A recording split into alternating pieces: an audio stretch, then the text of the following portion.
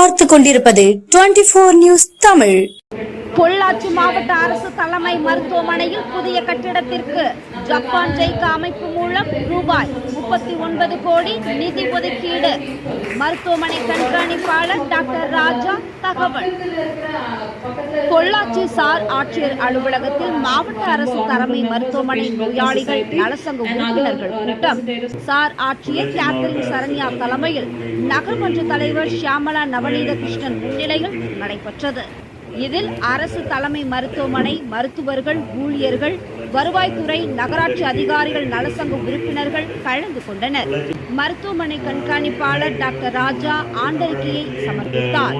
மருத்துவமனை விரிவாக்கம் மற்றும் கட்டமைப்பு வசதிகள் குறித்து ஆலோசனைகள் மேற்கொள்ளப்பட்டது. மருத்துவ காப்பீடு அட்டையுள்ள நோயாளிகளுக்கு இலவசமாக சிடி ஸ்கேன் செய்யப்பட உள்ளது.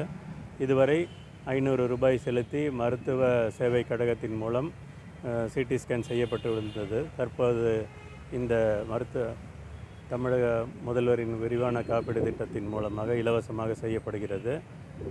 பிறந்த குழந்தைகள் அனைத்திற்கும் செவி திறன் பரிசோதனை, அதுவும் காப்பீடு திட்ட அட்டையின் மூலம் இலவசமாக பிறந்த குழந்தைகளுக்கு செய்யப்பட உள்ளது.